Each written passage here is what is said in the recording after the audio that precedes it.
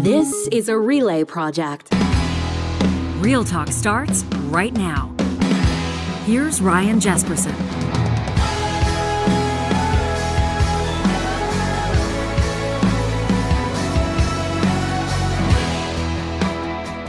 Back by popular demand, it is the group chat roundtable on this episode of Real Talk. In just a second, if you're unfamiliar with the premise, this is a real politically driven group chat that exists. Members of that group chat, not all of them, but a select few are going to join us in just a second.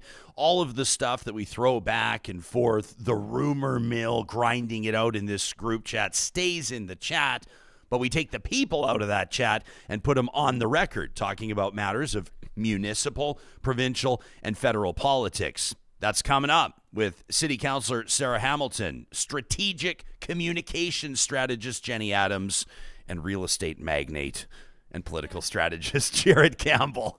This episode of Real Talk wouldn't be happening without the support of Alberta's top real estate school. That's Rello. And if you're looking to kick off a new career, get started in a field that has unlimited earning potential, opportunity for you to be your own boss. You're not going to spend time in a cubicle, at least not any more than you want. You're going to want to check out Rello.ca. That's R-E-L-O. People love Rello because they've got a ton of different courses. Their instructors have the experience you need. It's all online, so it's guaranteed to work with your schedule, and the support continues long after you've studied for your exam, gotten certified, and started your business. Rello is invested in your success. And because you're hearing about this or seeing it on Real Talk, you're going to save a few bucks along the way. When you go to Rello.ca and use the special promo code RYAN100, they're going to knock $100 off both the Alberta Residential Real Estate Bundle and the Alberta Commercial Real Estate Bundle. That's $100 off when you use the promo code RYAN100 at Rello.ca. Jenny Adams is the founder and principal at the Adams Agency. Sarah Hamilton, a longtime city councillor here in Edmonton, and Jarrett Campbell works in commercial real estate. But Jarrett, a graduate of Rello. I mean, come on, closer to your mic so everyone can hear you. This is a real opportunity to, you call me a real estate magnate, then you talk about your sponsor, and I'm sitting there, I'm like, I'm a graduate of the Rello program. Okay, so I didn't set this up, and Jarrett, you're not getting paid for this. I didn't even get the discount code. Oh no, that's on brand. I didn't know there was a discount code. Yeah, I took both the introductory and commercial real estate courses. Oh, I'm happy to hear that, man. And next thing you know, I'm a real estate magnate. I've never been called that before. So there you are. You do one after the other, and it's a nice little segue. Yeah, you do politics on the side as kind of like a hobby in a way. I don't mean to denigrate your work in politics by calling it a hobby. Yeah, you don't get paid for it. So. Yeah, you don't get paid for it. None of us do. Oh, yeah. Wait a minute. Counselor does. No, I only get paid to govern. I don't get paid for the politics. Yeah, fair enough. Yeah. But your day job in commercial real estate, your job is to fill office towers, right? And in some cases help some people buy them or sell them or lease them out, or that's what you do during the day. Broadly speaking, that and any other commercial real estate problems you have, just give me a call. Yeah, there you go. Nice little plug there, JC. I appreciate that. How are things looking on that front, by the way? You have any reason for confidence in the big downtown urban cores? Do we have to go city by city when we talk about that? Or you got to go like asset by asset, location by location. Downtown feels better than it has. Downtown's certainly better than it has been, but it's still a bit of a grind. It's still a little slow. Interest rates are still high, but I mean, we're, from a population standpoint, booming, right? There's so many people moving here. So if you're out in the suburbs and you're trying to build single-family homes and you're trying to build out there, it's like go time. It's like boom times. Yeah. So it I feel really like you can't is just let that segment by slide, segment. though. Like, there hasn't been a development permit in downtown Edmonton since, what, Sarah, 2021? I've heard 2021. 2021? Yeah. We have a council. No, this is going to be really awkward. I'm sorry, Sarah. You're not here on behalf of council today. I'm not here So on you're on behalf behalf of of council. our group chat. Citizen Okay. Sarah Hamilton. Yeah. So we can wanna speak like make we sure do in the our ethics group commissioner knows chat, that. but I mean, I don't feel like we have a council that really loves downtown Edmonton and is making it a priority. is that a fair assessment of your colleagues? I don't think it's a fair assessment. I think it's always a tense balance. I mean, I think so. We know that most of the I'm going to say prosperity drives out of the core, right? People don't move to a big city so that they may choose to live in the suburbs, but it's the downtown core that attracts people. That's the place where things happen. It's where usually your cool up and coming restaurants are. in Edmonton, it's where The hottest podcast studios. Yeah, the best podcast studios, the best photographers, all that. And I mean, we're in an entertainment district downtown right here, right? We're across the street from the arena. That is an attraction. But So when people choosing to invest here, JC, like over Calgary, for example, that has incentives and momentum? No, I mean, there isn't a lot of investment going into downtown Edmonton. I think that's going to change. Like I said, things feel better. I mean, you walk around downtown, there's a lot more people. You go to restaurants, they're full. But yeah, broadly speaking, and this is a bigger issue between Edmonton and Calgary. We're just not as urban, and we haven't been for 15, 20 years, right? Like, there are towers going in the Beltline, and they feed white-collar professionals who all work downtown. That's not Edmonton. Our employment centers are not as concentrated. We don't have that culture of urbanism, and people just don't want to spend the extra money, right? And things were more expensive to build downtown, and they don't want to spend it, and they don't want to pay more rent, so nothing happens. And I understand there's about half the people living downtown that we actually need to make it sort of a continuous urban center. So that continues, that's going to like a chicken and an egg. Yeah, you're not going to like get people downtown till it's safe, till there's things to do, and you're not going to get those things till there's people downtown. But the more people we can get downtown, the better. Obviously. Exactly. Yeah. And our industrial, like a lot of the work, I think JC's right. It's happening outside of the core. It's happening in our industrial parks. It's happening in the surrounding communities. I think our challenge has always been trying to leverage that work with the interests of Edmonton. I think that's what a lot of the regional work has been about. I should mention that in our group chat, and I just totally took over your show, Ryan. Sorry. No, that's the whole point. That's the whole point. We often just drop really aggressive comments just to see how everybody responds, right? Yes. Like, council doesn't believe in Edmonton. Go. How do you feel, Sarah? Although the one I will be a little bit critical, and we don't want to sort of drag the content or the we want to protect the privacy of that chat. But Jenny, you're guilty quite often of leaving a comment and then deleting the comment. And Okay. when we use WhatsApp, it shows there's a comment that's been deleted. Yeah. And I'm always I'm always underwater on everything, and so I'm always late to the group chat. And I'm like, what the hell is she getting into? Sometimes There's it's all a these spelling deleted- mistake, but I know you're Okay. referring to one particular thing that showed up in the middle of the night because I was on the other side of the world, and that was just me having cold feet. I'm like, oof, Okay. got to keep that in my You had a back hot pocket. take, but it was a little yeah. too hot. It's too hot. It's Okay. too hot. Well, let's be honest. The UCP government here in Alberta, that's Danielle Smith's government, introducing bills 18 and 20. We're going to spend a lot of time talking about that today. Obviously, Bill 20, which came down after we talked about it on Thursday's episode of Real Talk. If you're just tuning in, that would have been the April 25th episode of Real Talk. Paves the way, opens the door for municipal political parties, like we predicted on the show during my Kathleen Ganley interview a short time ago. Reintroduces or opens the door again for union and corporate donations. That was news to everybody except Real Talkers that heard that here on the show. It allows the province to remove city councillors when they believe that would be in the public interest. We'll obviously dig into that. And there are other broad implications. Now, everybody believes, Sarah, that this is because of the council that you sit on. That's Edmonton City Council, with the Premier has gone on the record and said it's a left-leaning council. She believes it's being driven by partisan interests. Curious for your take on this, but first, why don't we hear from the Minister of Municipal Affairs. This is the Honourable Rick McIver on the record shortly after the bill comes out. They will not have any formal affiliation with a provincial or federal political party. There will be no sharing of funds or voters lists between provincial and federal political parties and local parties. In other words, local government will remain local. Albertans will not see a municipal UCP party, for example, or a municipal NDP party, or a municipal Liberal party with any kind of direct connection to a provincial or federal party, or even the same name of or even be affiliated with a different name. It just won't be allowed. So what metrics are going to use over that time period to determine if this was a successful project or not? We'll see what happens. We'll measure what happens, and what happens will tell us what we measure. I mean, if there's the fact is, if it seems to work well, and we get feedback from the public to say, okay, this is helpful. I knew who I was voting for and knew what policies they would likely support, and that helped guide my vote, and I feel good about that. And the other thing about it is, too, it also works the other way. I voted for candidate L, just picking a letter out of the random letter out of the alphabet, and that candidate said they were NDP or said they were conservative, and yet they voted the opposite way. Then there's an accountability issue there, that you promised me you would vote along this ideological line and you didn't. Then that's another way to hold elected officials accountable. Okay, that's shared by The Breakdown. That's the Honourable Rick McIver. I'm sure that if he would have scripted that out, it may have landed a little more clearly, but your thoughts on what he said and your thoughts on the bigger picture. So, I mean, it's not, there are municipal parties in other provinces. I wrote a blog about this the other day, and pretending like the sky is falling isn't helpful. But I don't think that you would hear, I guess we'll see what happens, and feel entirely confident in that.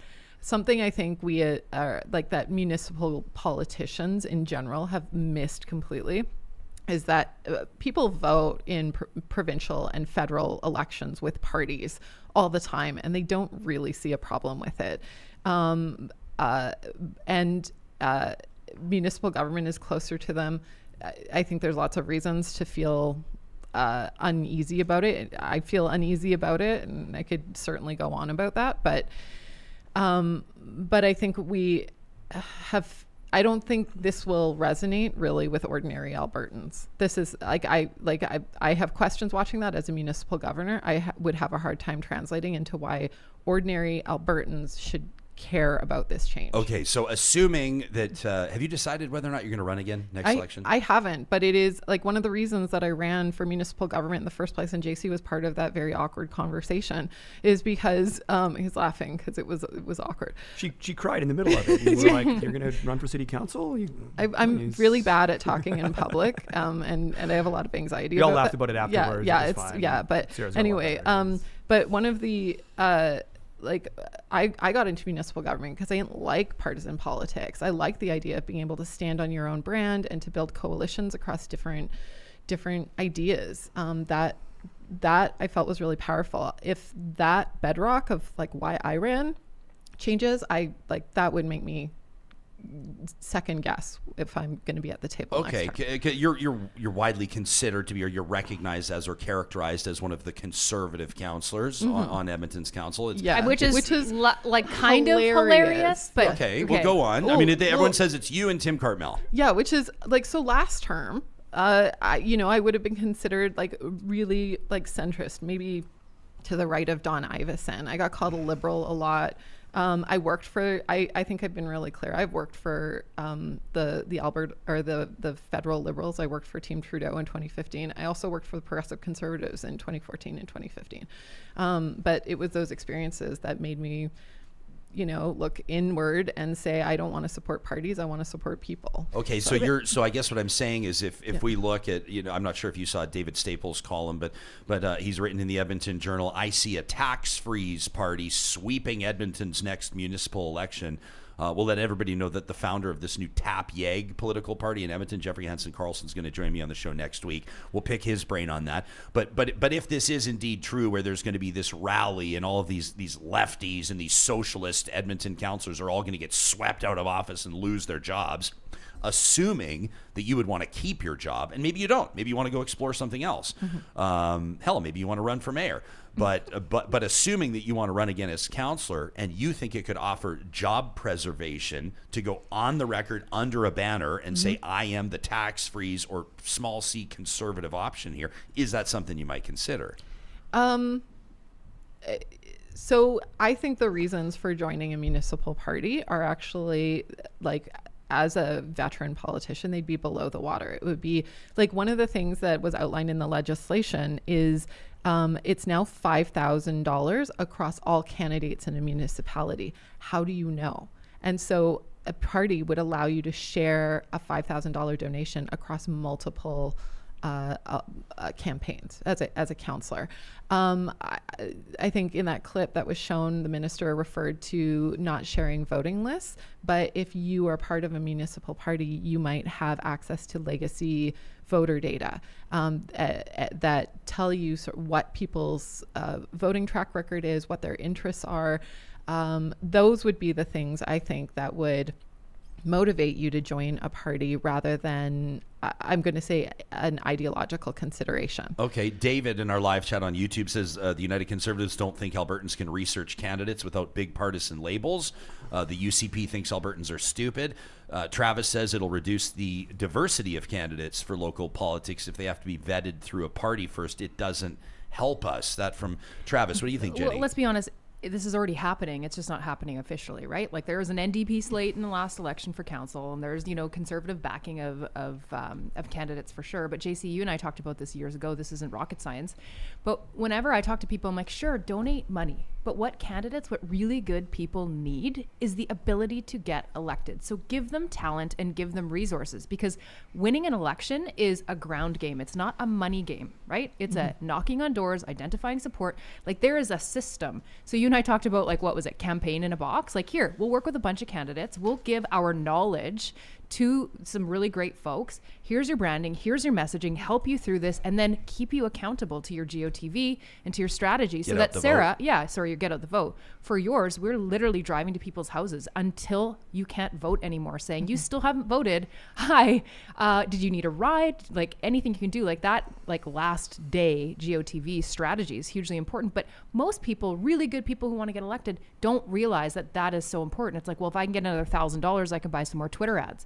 That is not how you win. I can do another debate. That's not how you win these elections. So I think in a way, this party system, although good, bad, yada, yada, at least will help give knowledge, because when we were, 2015, did Catherine's campaign and paid there's just such a huge, $18,000. you're talking about Catherine O'Neill, PC candidate. So we paid $18,000 to the party for our signage and, for some expertise. Like each candidate pays the party, they get that expertise. But it's a lot of work. Holy cow. Oh, yeah. There's a whole, and I'll go on the record, I'm broadly supportive of political parties at the municipal level. Okay, tell us why. I think with Sarah, it's not like this end all be all that we're going to see this big shift one way or the other, but and there's a few different reasons for it. I think that when I keep hearing the people against it, there's this very romantic notion of, people will just go research on their own. They don't research on their own. And people, each individual councillor will just vote and build a coalition. Man, we get teams built formally and informally on council. We have partisan backing. All of this does is makes it a little bit more formal. And I think that's a good thing. I think that, to Jenny's point, what we're trying to do is work backwards. The first principle that we try to work backwards: are we going to get better governance? Are we going to get better decision making? Okay, well, what system is going to bring out the best people? And so right now there's a huge barrier. So you go to somebody and say, well, you want to run for council. You don't have a list. You don't have any donation. No money's coming in there. You don't have a brand. You don't have policy. You don't really know. You don't have a team. You don't have anything. But if you go into a party system, there's a developed party system, you can sit down with a good person and say, hey, we can do that for you. So you're the type of person we think could really add value to city council, which means you are likely successful in another area of your life, which means you're busy, which means you've got your area of expertise. You're not sitting there, which are typical municipal council, where you kind of have time on your hands and you are involved with your community league and you're kind of hanging out on a nonprofit. I know, I'm like, these are his friends he's talking about. Like there's one 2 feet away from you, dude. Hey, that's fine, right? But maybe somebody who is a successful business owner or a successful nonprofit executive who's or podcast host who maybe should run for mayor, and we can talk about that later. This would help people come into the system, and we can get some better people because of that. So I'll say two things. First, Sarah was really busy when she cried in that living room meeting with you. I realized I'm not great at speaking in public, and it was something I had to work on. And I still get a little of a clump. So municipal elections have on average 20% less voter turnout than in provincial or federal elections on average. So people aren't doing the research because they just tend not to vote as much, which I think is really unfortunate, because when you walk out your front door, you're dealing with your municipal government. 100%. To think that people aren't voting for their city councilors and for school board trustees is wild. Yeah. But at the same time, right? Like what, snow clearing? Like, oh man, I'm so passionate about snow clearing and I'm so passionate about my sidewalk. It's like property taxes, people probably. We had an election today. I think we'd have a huge turnout. But yeah, we stepped on your toes. Dollars that go out of your pocket, it's way more at the provincial and federal level. We're talking about healthcare. We're talking about education. We're talking about like the deepest, most important things to you. Municipal government, man, it's not the same. But I care about mosquitoes. But mosquitoes. Provincially, they've been able to focus on those issues. They deal with a ton. Like if you look at provincial and federal government, they deal with a ton of issues that we never hear about, but it's sort of fomented into healthcare, education. Like these are the big things. We could talk about that at a municipal level. It's land use, it's city building, it's like local economic development, Investment in downtown. It's investing in your city center. It's like quality of life stuff, right? But I think something that happens because people go in all different directions is you don't get that focus. So if you take it out of the current political context, whenever we're talking public policy, I like to switch things around. But you think 2 mayoral elections ago in 2017, Don Iveson won as mayor, but there was how many mayoral candidates? And some of the clips out of those debates were embarrassing. And I remember even now Senator Paula Simons, then Edmonton Journal columnist Paula Simons, saying, maybe the bar should be a little bit higher, because I think that most people would say that having a competitive election holds incumbents accountable for the decisions that they make. But when you see something like that, or let's look at the 2016 by-election in Edmonton, where you had 32 candidates running, you're not getting a good public policy conversation. You're not getting Sounds like even Sarah's if coming you're- around to the idea of political parties. I support this. I'm like, hey, She's I talking agree, herself I agree. We into should it through this episode. Yeah, political parties maybe could solve this issue, help solve this issue that you're bringing up. I think political parties is a mechanism. I think what we have writ large is an issue with you can't treat Edmonton the same way you treat Camrose and the same way you treat a summer village. Edmonton and Calgary are different. You need to modernize your municipalities. Political parties is one way. Again, it's something that exists in Vancouver. It exists in Montreal. Those cities seem to be doing just fine. But there's some, and you could point out whether or not parties are part of the problem on that, and we could probably have a whole conversation. Where I think I think that's these changes, it's a bit of one step forward, 2 steps back.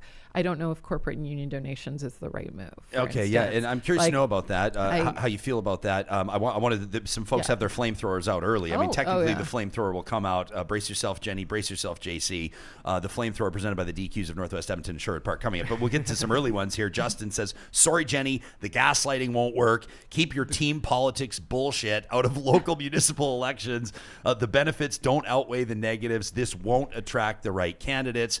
And Travis says, ooh, surprising that the commercial real estate guy likes this, is in support of this garbage. I do like this quote from Alyssa, who says, so then a person with no party system could basically never run for council. They wouldn't have the resource backing. Sure, sounds super, which is a good point from Alyssa. I just don't think they have it now. I think that it's I agree with JC on this. It's a romantic idea that you can just get 25 signatures, put down a deposit, and you can win. Like once in a while it happens, but I think as our city grows, the political system has become much more sophisticated, and the governing system has become much more sophisticated. Let's get back to some gaslighting. But listen, back to the gaslighting in a second. But first, Sarah does have to attend to the business of the city, so we only have 8 more minutes with you, which means I want to go to a couple other things before you have to bolt, and then we'll go back to these two and spend the rest of the hour with them. But first, I'll let you know that these conversations don't happen without the support of incredible Real Talk partners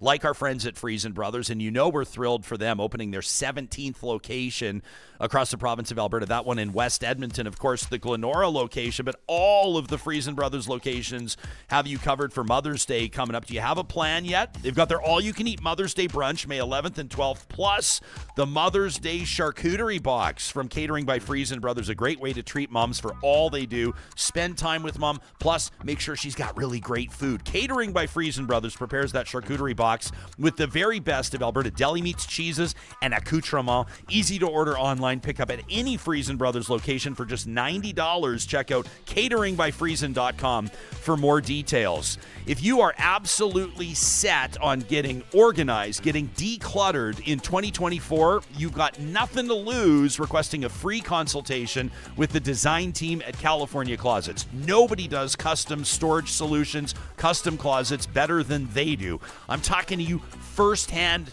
knowledge. That's my place. Carrie and I, about 10 years ago, first reached out to California Closets. We told them our budget. We told them what we were hoping to accomplish, and boy, did they ever deliver. And it's not just the designers, the installers as well. The work they do is impeccable. Don't only increase the value of your home, but the quality of your time you spend there with California Closets.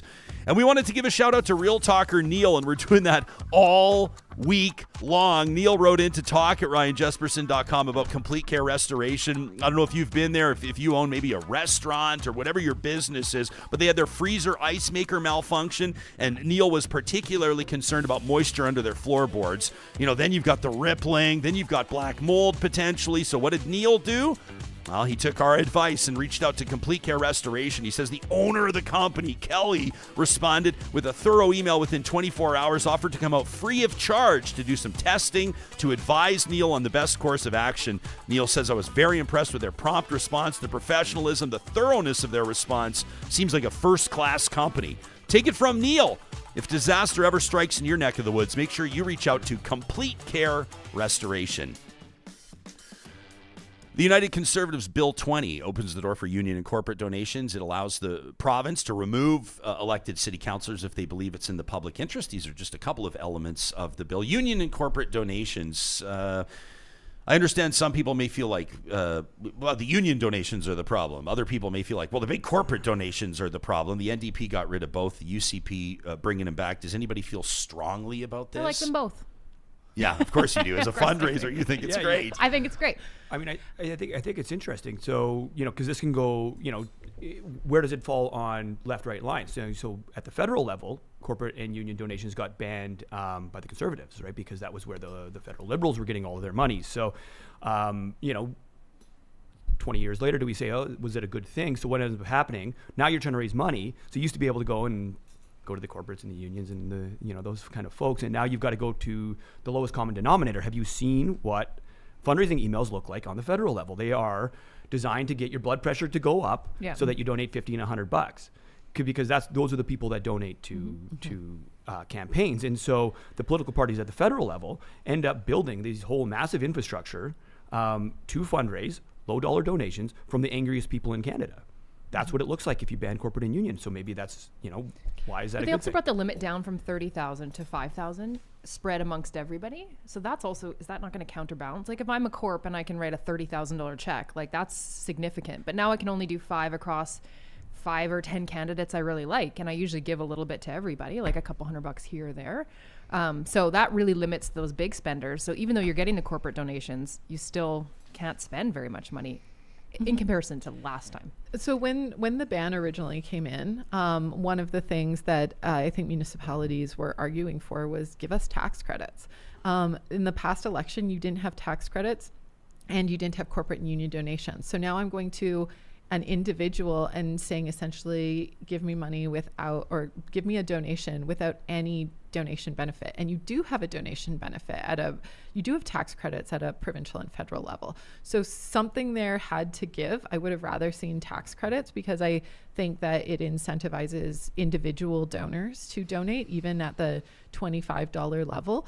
But as you know, if we're wondering kind of how we got here, having corporate and union donation, or I'll say though, like if you were catering to an angry base, and that base can be angry, like liberal, conservative, NDP. You can make anybody angry. You can make and anyone that's what you got to do to get them to give you money, right? Then, Get them angry, then they'll give you money. Yeah, and that's the motivation then. And so if you're wondering how we're in this position now, 20 years later, federally, where the rhetoric is much more heightened, I think that plays a part in it. I got to get 2 more questions in before you have to take off, Councillor. Number one, the province could have removed sitting councillors before. I mean, the province in past has fired councillors or suspended them. The province has dissolved or threatened to dissolve school boards. I mean, they've had that power. I guess Bill 20 makes it easier.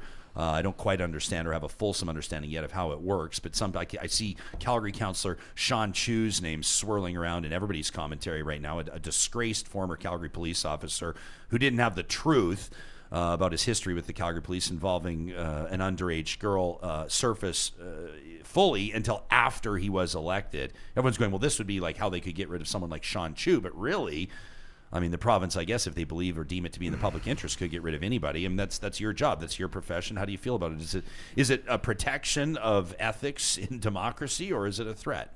I mean, municipalities are creatures of the provincial government. They can do what they want. That being said, when you go to an elections are the accountability mechanism for your elected officials. So we have a municipal election next year.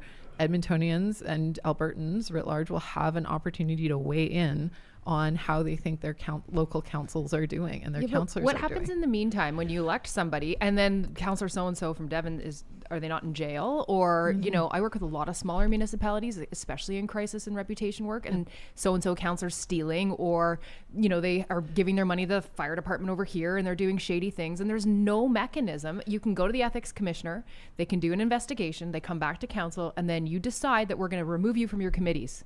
And that is the worst that can happen. So, I mean, it is a slippery slope for sure, but right now what exists is like you can get elected, do whatever you want, and then, you know, 6 months leading up to the next election, hope everybody forgets everything and get reelected, because name recognition is king in municipal politics. Probably define, because right now it's just like public interest. There's probably should be some, you know, like cabinet can decide what's public interest, right? And that's just a little bit too loosey-goosey. Like, you know, Michael Jans is out there on Twitter again.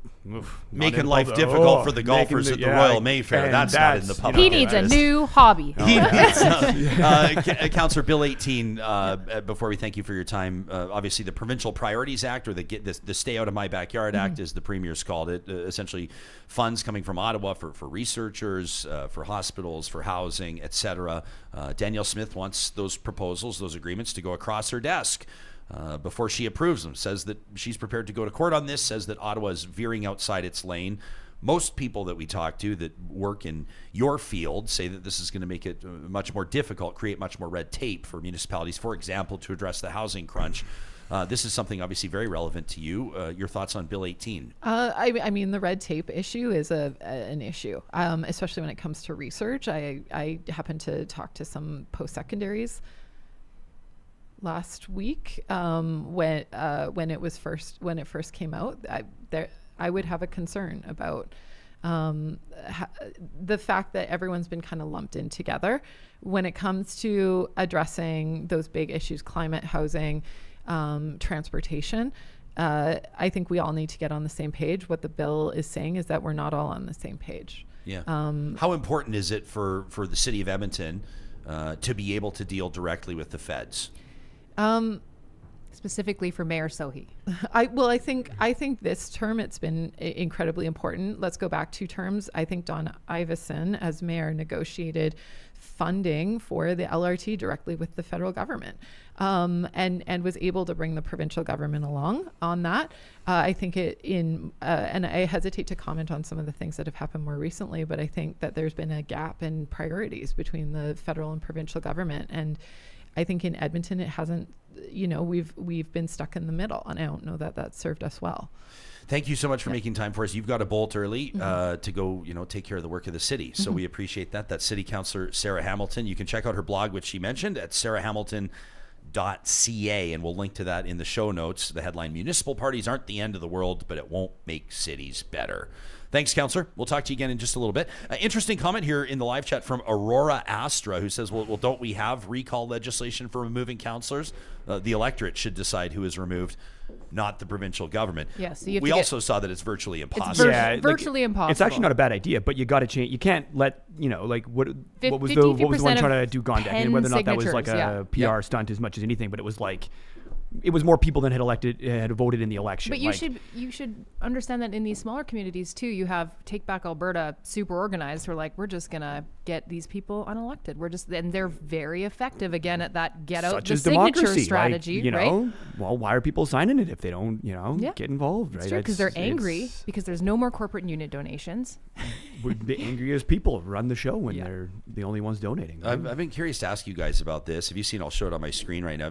Have you seen this video of Pierre Poilievre, official opposition leader? I don't know sort of the full details of how this came about, but in Eastern Canada, another roadside attraction, you may call it, with apologies to Gord Downey for invoking this. But among the Diagolon and Fuck Trudeau flags mingles Pierre Poilievre with this group of demonstrators.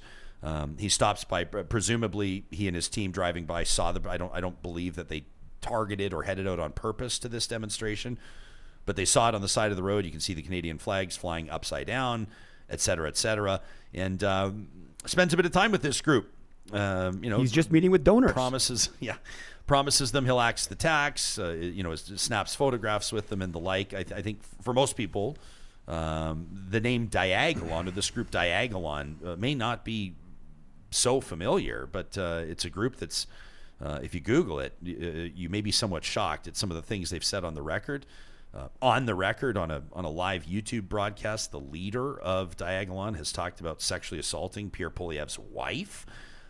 They've said some other obviously horrific and disgusting things. The RCMP has gone on record talking about Diagolon. And it's obviously got some eyebrows raised, the fact that Mr. Poilievre would spend any time talking to these people. Johnny, can we tee up that clip from the Prime Minister? This is interesting. So Justin Trudeau goes on the record. Now, obviously, there's political opportunity here for the Prime Minister when he sees this. So take that for what it's worth. But here's what the PM had to say after this video surfaced earlier this week. Every politician has to make choices about what kind of leader they want to be. Are they a kind of leader that is going to exacerbate divisions, fears, and polarization in our country, make personal attacks, and welcome the support of conspiracy theorists and extremists? Because that's exactly what Pierre Poilievre continues to do, not just when you see him engaging with members of Diagolon, but also when he refuses to condemn and reject the endorsement of Alex Jones. Alex Jones is a proven liar and conspiracy theorist who has to pay hundreds of millions of dollars because he lied about the Sandy Hook killing that killed 20 little kids.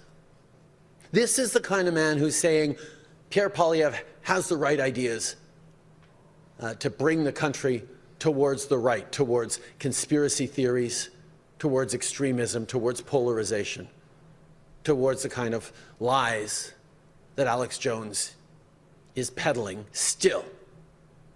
So the fact that Pierre Poilievre hasn't stood up to condemn that endorsement, the fact that he continues to encourage the kind of divisive approaches to Canada that I don't think Canadians want to see, really shows that he will do anything to win, anything to torque up negativity and fear. And it only emphasizes that he has nothing to say to actually solve the problems that he's busy amplifying. So that's Justin Trudeau on the heels of that roadside visit of Alex Jones. Adam C. in our live chat, meantime, says, oh yeah, so says the most divisive prime minister in my lifetime, referring to Justin Trudeau. Is Trudeau onto something? Is this something he can hook into, latch onto, and turn this polling around? What do you think? I don't know. No. I mean, I don't think that this is the thing. Are we surprised Pierre's hanging out with these folks? I mean, they're donors. I guarantee you. I was only like half being facetious. I guarantee you the percentage of donors in that video were higher than the Canadian population. He doesn't look overly comfortable with what he's doing, but he understands that. Yeah, that's a part of his base. So I don't think we're surprised that he's spending time with. I mean, it's disappointing. It's a turnoff to me, obviously, but like, just is what it is. And then we start talking about the housing crisis again, and mortgage rates that are sky high, and on and on and on, and people forget about that. They want to know what's in it for them. And right now, what's in it for them with the way they're voting is, what can I afford? Can I keep the roof over my house? Can I keep more money in my families? And that's going to be more important than if this guy's again hanging out with some conspiracy theorists, or I'm not going to say any other people, but yeah, like the politics. I think you're right on the politics of it. Who does this appeal to? Who's going to switch their votes here? Absolutely. What's he doing stopping there? Who are these? These are some terrible people, and he shouldn't have been doing it. Does that matter? Is that going to matter? I mean, you see it on both sides. It gets very partisan about who's being seen in a picture with who, and who's talking to who, and whose combatants are being rude or mean to somebody on Twitter, and the whole thing. And certainly, I think this goes a little bit further than what you would normally see. Can you think of an example off the top of your head where the leader of another federal party has participated in something similar or put themselves in a similar situation? No, I think this goes across that normal line, and he really should have, whether or not he thought, hey, there's some supporters and I'm going to stop in, and then he sees the fuck Trudeau this and the dialogue on flags, he should have probably not gone there, certainly. And I think I'm just speaking to the politics of it. Like Jetty said, is this going to really move the needle? If people are going to, change their views on him? I think this is somewhat baked in that these are his supporters. And I think that a lot of this non-issue based, who's saying what, Alex Jones, endorsement, I don't think it ever moves the needle, because I think it mostly speaks to the people that are already in or against him. And it's really the bread and butter issues around housing, around affordability, around inflation, that are going to, be the things that could move the needle. But I don't know, maybe the needle can't even be moved. It doesn't matter what issue they're Interesting comment here from Kenzie, who says more people will vote for Pierre after the Alex Jones endorsement. Kenzie throws in an LOL, so I don't know if they're joking or not. I mean, maybe, right? Maybe, if you think about the handful of votes that went over to the People Party of Canada, right? And you're in competitive ridings. Again, the election right now, based on polling, it's not particularly competitive, but in a competitive riding, and they poll 5 or 7%. I mean, that's enough to maybe starts to swing things, right? And you don't want to lose those voters. And so maybe there's some strategy behind it. Saucy Sea Witch, one of my favorite handles. I'll read the comments just so I can say Saucy Sea Witch. Says most of these people in the video are the same ones who've been gallivanting across the country complaining about the price of gas while hauling campers and driving RVs. Many have no real idea how the world works. Bunny Slippers says, I see Trudeau talking with voters all the time, and he actually does get in front of cameras. Poilievre waits for these roadside attractions and then posts it on Facebook. Yeah, some leader. Lou says, you are the company you keep. Like, it's interesting, right? You don't necessarily win a federal election by convincing everybody that you're the best choice. You just identify what you need to do to win, who can get you there, and then reach them effectively, right? Like, wasn't it remarkable before the last provincial election when Danielle Smith went on the record and basically revealed the playbook and basically said, I don't need Calgary to win? Do you remember that? Yeah. I mean, obviously there had been some strategy. Turned out she did, so I don't know about that strategy. But yeah, she did say well, I mean, she lost Calgary and she still won. So in that context, she was right. The NDP won Calgary by the numbers, and Danielle Smith is the premier.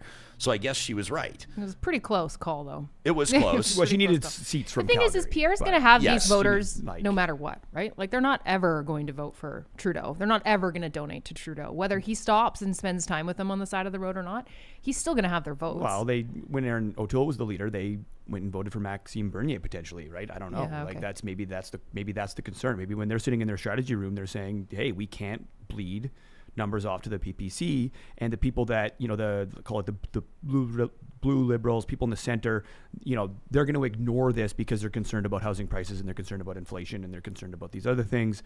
And so we build a bigger tent by appealing to some of these extremists because they might go somewhere else, whereas other people won't leave our tent. He was certainly jumping out of reach of being in anyone's pictures with them, though. Do you see that? He was always like 2 and 3 feet away. Like, he didn't want to be standing neck and neck and have his face all over the place. Yeah, well, you sort of get the sense that, like, maybe pretty soon after he arrived there, he maybe realized that he didn't want to be there. Yeah. Right? There's one moment in one of the videos, and folks can take the time to watch it for themselves if they like. A guy says to him, kind of ostensibly, I'm assuming the leader of this or one of the leaders of it, he says, we've been here for 23 days. And he says, we're the ones that have been here for 23 days. Do you have any questions for us? And Pierre's like, no. He goes, no. And then he goes, but I will axe the tax. I will axe the tax. It's kind of like, maybe he's just driving along. He just smoked a joint. He saw some guys over there with some flags. He jumped out, a little baked, didn't realize what was going on, got himself in a situation he didn't want to be in. AGK in the live chat says, or maybe Pierre just stopped by a random protest and one guy happened to have a small flag crudely represented in the inside of a trailer door, and the paid-for media ran with the story. I don't know what paid for media means. I'm kind of sick of that. I mean, I do know what he's implying, but I mean, obviously the video was released by someone other than a media outlet, and I think to not comment on it, it's significant when there's groups there wearing Diagolon hoodies and flying Diagolon flags. I just think it's interesting. I also just don't know, and here I'm not trying to sort of be this like delicate flower, but I don't know if you see like Jagmeet Singh rolling around in front of flags that say like fuck Poilievre, or I don't know if you see Trudeau. Wouldn't the extreme on the other end be like climate extremists and like left-leaning issues, right? They'd have 100%. I think the equivalent, exactly, Jenny. The equivalent would be like if there was like another national rail blockade or something, or something like people were chaining themselves to trees in Fairy Creek and or whatever, like the Weibo Ludwig type stuff, like looking to blow up whatever, the pump jacks or stuff like that. If federal party leaders were to swing by those demonstrations, snap photos, say keep it up, say we need you to keep doing stuff like this, I don't think Jagmeet Singh would do it. I also don't think Jagmeet Singh is a particularly great leader, but I definitely don't think Trudeau would put himself in that position. But then again, if you're Pierre Poilievre, you're laughing right now listening to me say this and saying, why would I take pages out of the Trudeau playbook? He's 20 points behind us. Catherine and I were at an ARC. Catherine O'Neill and I were at an ARC Foundation fundraiser earlier this week, and there was an NDP candidate that we were chatting with, a leadership candidate, and someone came over and said, "Ooh, let me get a picture of you guys." And they immediately jumped so fast out of that picture. They did not want to be in a photo op with Catherine and myself, which I just thought was awesome and very perceptive on their part. So happy to, chit chat and all those sorts of things, but definitely don't want that image showing up of people who aren't traditional NDP supporters, I suppose, online. So, I mean, they know what they're doing. We haven't really talked much about the NDP leadership race. You guys want to go there for a second or two? We're hanging out with Jenny Adams, Jarrett Campbell. Both of you are looking like you don't have a hot take, which I don't know if that could be quite possible. I've heard it's a bit of a liberal takeover, right? Okay, well, you've got 60 seconds to come up with something. How's that? Okay, and in the meantime, I want to talk to people about what Pathways Alliance is doing to address emissions coming out of Alberta. Emissions across Canada, of course, as global energy demands are changing. We've talked to you about pathwaysalliance.ca. My conversation with Federal Jobs Minister Randy Boissonnault just a few days ago, he brought up this initiative as well, working with governments. Pathways Alliance is on proposed carbon capture and storage, a network for Canada's oil sands. Canada's 6 largest oil sands companies working together to offer the world responsibly produced oil as global energy demands evolve. Pathways Alliance is working with provincial and federal governments to build a large-scale carbon capture and storage network to reduce emissions from operations, to protect jobs that exist, to create new jobs. Responsibly produced energy is what the world wants, and it's what Alberta can provide. You can learn more about what's happening by checking out pathwaysalliance.ca. Hey, this is a shout out to those of you that are right now looking for work. You're either unemployed or underemployed, but you're a skilled tradesperson. Maybe you're an electrician. Maybe you understand designing solar-powered systems for residential, commercial, agricultural, or industrial applications. Maybe you're great at sales. Maybe you're an HR expert. Kubi Renewable Energy is growing its team in BC and Alberta. In particular, their beautiful new locations in Calgary and Lethbridge, on top of their Kamloops and Edmonton offices. They're young, they're growing, and they're reshaping Canada's energy portfolio. You can get in touch with their team today by visiting the careers link at kubienergy.ca. Such a cool place to work. And maybe you're going, okay, Jespo, yeah, that sounds good, but first I got to level up my schooling. I got to level up my understanding of the industry I want to work in. Well, enter Athabasca University. It's Canada's open university with world-class accredited online degrees and courses designed so you can complete your education whenever and wherever it works for you. Your only commute is to your device, which means it's perfect. That's why tens of thousands of Canadians choose Athabasca University. More than 94% of their alumni polled satisfied with the quality of their AU education. Can you imagine that? More than 9 out of 10 people say it was worth it. It helped them pursue their career goals. You can select your path today by visiting the AU Advantage. Learn more at athabascau.ca.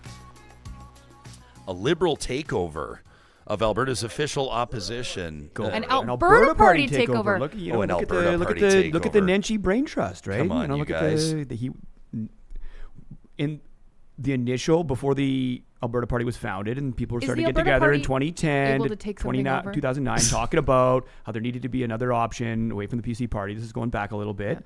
Yeah. Nenshi was in those rooms.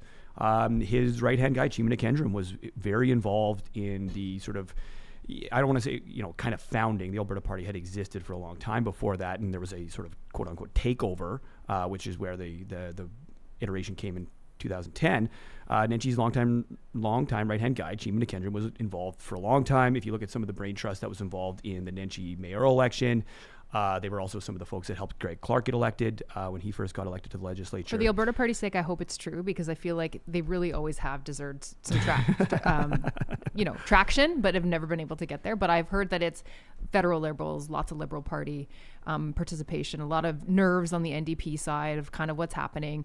It'll be really interesting to see. Like, we're only talking about Nenchi, but was chatting with Sarah Hoffman the other day, and she said that she wouldn't say how many memberships that she'd sold, but she was very confident. And of course you are. You're not going to say anything else. What are you going to say? You're not going to say anything else. But she had said like thousands me. and thousands and thousands, and implied 30, 40, 50,000 memberships. Which will be interesting to see. Like, I don't think it's just a Nenchi race. And if Nenchi does win, is he the guy to go up against Daniel Smith? Is he? I don't know. I think he more so than Hoffman. I would rather, if I was the NDP, I'd rather have him. And I think But does Calgary like Nenchi? Tell me. I'm not sure. Calgary likes people from Calgary more than they like people from Edmonton. I've got a viewer, Alyssa from Calgary right now, that says these two are so scared it's palpable. What am I scared of? What are we scared of? Saying the wrong thing? What are we scared of? I don't know. Or talking about something we don't really care about? Oh, because they think we're maybe UCP supporters. Probably you're UCP supporters, and you're afraid that the NDP will. I'm in commercial real estate. I know. I got to comment. I just represented a union in a massive campaign. Like, I'm all over the place. You did. Can we go on the record for that? Yeah. I mean, I don't. Yeah, mind. you And represented CSU 52, which 52. negotiated a deal from the city of Edmonton that a lot of people believe is widely responsible for the property tax increase. JC believes that. Yeah. Well, there's what you believe and then where the numbers come from. I mean, the biggest expense of the city of Edmonton is salaries, and whether it's right or wrong, certainly council should have anticipated that there were going to be increases in salaries and probably raise property taxes a little more 2 and 3 years ago. They definitely kicked the problem down to themselves and now had to raise property taxes almost 9%. So yeah, like the I think deal wasn't crazy. The deal, it was what like, was it, like 1%, something like that? They got like 0.2 of an increase on 1 year and nothing the third year, and then 1%. Like, it was no one should be overly enthused with it's not crazy in isolation, right? When you say, well, it's only 1% here, 1% there, the position the city took and why it almost went to a strike was when you look at the salaries and you compare them to the comparable private sector jobs and you compare them to the municipalities across Canada. Mm-hmm.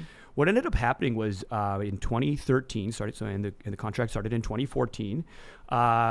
We at this point in Edmonton had gone through a couple of booms in 7, 8, and again in 13. Union prices go up. Union wages go up, and so a 5-year contract gets signed 2013. So starting 2014, union salaries across the big 5 unions in Edmonton go up 13%. Of course, what happens in 2014? The economy crashes, and we spend the next 5 years in the doldrums, right? And so the average citizen of Edmonton doesn't see a raise, and the average person in the big 5 union sees a 13% raise, and so it set things into it really kind of put things off kilter. So Iveson, a couple of years of zeros, and so now you say, well, it's only 1 or 2%.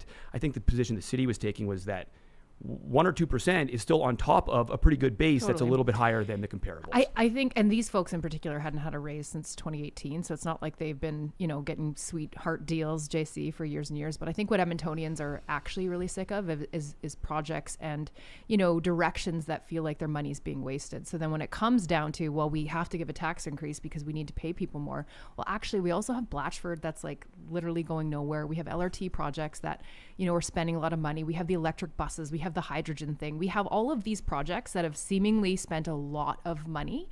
And so now we're talking about, giving somebody literally a 0.25% raise, which is what they got in year 2, like more than what they were asking for, 1.25. And that's what we're going to make these difficult decisions on, rather than looking at the projects that we've agreed upon or being more critical with Blatchford, for example, and saying, where can we be spending our money more properly or, more effectively, rather than just saying, well, the people and the salaries, because that's the easiest way. I mean, we all have different... Well, they're the biggest chunk by far. Yeah, like, but we could when sort you have Blatchford out tomorrow and we're yes, talking about like fractions of a percent on a property tax increase. If you're a councillor and you decide that this is what we're going to do with our dollars and this is the vision we're taking the city, you still need people to execute on those. So it's not realistic to think that you can have a corporation and not budget for employee increases for 7 years, like that you're just going to give them nothing or little absolutely. to nothing. They should have right? budgeted. it, right? They should have budgeted for like it. they should have budgeted for So, it. This was like the I almost think obvious thing in the Edmontonians world. just, when it got to the point of when the letter came out from the mayor and everything else, there wasn't a lot of public support for council saying this is our final offer, right? Absolutely. So it really I think wasn't. that's why they capitulated so fast. Yeah, right? Ken in And- the chat says, can we be honest about downloaded taxes and responsibilities from the province to municipalities? And I know that Ken was tuned in on our Thursday episode because I remember a comment that he made then. So we have, so he's Chief of Staff Lisa Holmes was in with St. Albert Mayor Kathy Heron and Tyler Gandon, President of Alberta Municipalities. Talking about the city of Edmonton, $60 million that they're owed, and it is a big deal. I think more particularly for the big cities. I will say, is it a big deal? So there's the politics of it, which is like, hey, let's blame the province. If you look at the 4-year increase, if we assume 7.2 next year, it will mean $550 million in additional property tax revenue per year. $550 million. The $60 million is because they changed a grant that was worth $14 million per year in 2019. So they just add it. So it's being made out to be this. The reason you have this big increase is the provincial government. It's worth about a percentage point. It's a good No, talking it's not point. worth a percentage point. That's not how the budget works. It's worth $14 million on $550 million. So we've got $550 million a year. Compounded. So if they were to have paid it every year, it works out to $14 million per year. Yeah. But a one-time $60 million doesn't really shift the needle. Okay. On I'd also $550 like to million say that, like, if every you look single at year. Bill OP 12, where the city council last year when they were doing the budgeting said, we need to find, $300 million in savings. And they sent poor city manager Andre Corbold off on this mission, and it was supposed to be this thing. And how much cutting have they actually done? How much cost saving? So again, when you don't have money and you can't pay your bills and you can't do the things, I'm being extreme right now, you have to take a look at your family budget and say, where do we cut? And we have been unable to see results from Bill OP 12. Has it kind of just disappeared? Because it went then in camera, it went behind the scenes, it was no longer open and transparent for everyone to follow along. And have they found the 60 to 240 to $300 million in savings? Have we seen anything substantial? We saw a framework of how they were going to do it, but we never saw any results from it. So we need to look internally as well too. You guys want to stick around for the flamethrower? Are you going to accuse me of gaslighting again? No, I didn't accuse you of gaslighting. But I am going to ramp things up here on behalf of Real Talkers. Okay. So you guys have a front row seat. As you know, this is how we wrap up every week right here on Real Talk. These are real emails received to talk@ryanjesperson.com. The absolute best. This is presented by our friends at the Dairy Queens of Northwest Edmonton and Sherwood Park. This is your chance to get off your chest what you need to get off your chest to take our platform and to ramp things up. It is the Flamethrower, presented by our friends at the DQs of Northwest Edmonton and Sherwood Park. This one from Gabriel, who writes in and says, Jespo, I know that there's no, and by the way, earmuffs, kids, of course we know that already, but Gabriel says, I know that there's no fucking litmus test for being a mayor. I think he's talking about Jackie Clayton here from Grand Prairie that joined us earlier in the show. He says, but if you're going to talk about things from a place of authority, like the mayor's chair, perhaps your opinion on city building best practices should be informed by facts. So for those in the back, says Gabe, the concept of a 15-minute city is nothing new. It's a concept of city building done in many places, not in North America, that prioritizes people's ability to live in close proximity to living essentials without having to own a car. You know, like one of the main drivers of unaffordability in Canada, a 15-minute city means simply that your grocery store, your pharmacy, your school, parks, sports facilities are a 15-minute walk or bike, and maybe a bus ride from where you live. That's it. He says, snack responsibly on World Economic Forum gummies all you want, but there's no conspiracy here. And honestly, the irony of people fear-mongering about being tracked who drive vehicles where hundreds of pieces of data are collected every time they drive, which is like GPS tracking, is really hard to handle. Ford Motor Company is not a government agency, so I guess the fact that they sell your driving data is totally fine. Is that true? And he says, and respectfully, of course, Grand Prairie is not a 15-minute city. Maybe you can drive across it all at noon in 15 minutes, but it's a typical city in Canada, and that mandates you need to own a vehicle to live at all, let alone have quality of life. So for all those of you in Grand Prairie whose blood pressure went up when Jespo joked about you being Alberta's first 15-minute city, one of our best shorts of all time on YouTube. Wouldn't you say, Johnny? I love that one. Gabe says, rest assured that the direct lights from Davos, Switzerland to your town have not started. But if you need to escape the in-your-mind inevitable lockdown, then buy a bike. Still works in -30 and you can avoid all the traffic. That from Gabe.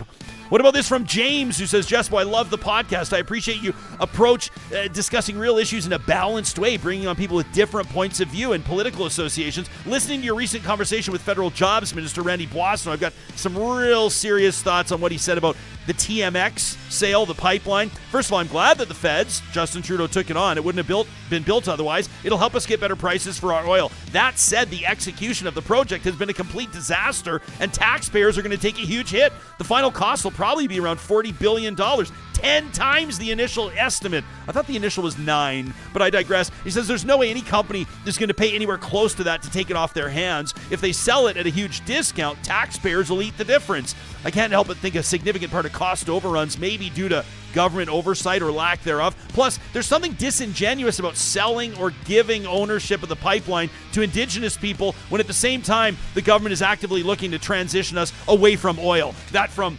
James. What about this one from They're Done? They sign off, They're Done. Bill 18, Bill 20. Absolutely an abuse of Danielle Smith's power, running Alberta like a dictator, the female version of Putin. She doesn't want the feds in Alberta's business, but she wants her nose in the municipal government's business, and there's nothing we can do about it. You know, if she doesn't like what's going on, she can fire a councillor, but we, the public, voted. There go our rights right out the door. Why can't we fire her? That from They're Done. And this from Angela, who says to all the locally and democratically elected mayors and councils in Alberta, thank you for your service. You can step down now, though, because there's a new mayor in town, and she knows the needs of each of your unique municipalities better than you do. And thanks to all the Albertans that participated in local elections and helped shape local decisions and bylaws. Can you tell I got something in my throat that's driving me absolutely crazy? Give me a second, okay? I'm back, everybody. Your votes and your public input mean next to nothing now and in the future, especially if they don't align with the provincial agenda. Premier, why not just go ahead and finish off local democracy quickly and mercifully instead of letting it die a slow and excruciating death? Angela says, thanks for talking about real and critical issues on Real Talk. Thank you, Angela. The Flamethrower is presented by the DQs in Palisades, Namao, Newcastle, Westmount, and Baseline Road. I'm about to die, so I'm signing off early. We'll see you next week, right here on Real Talk.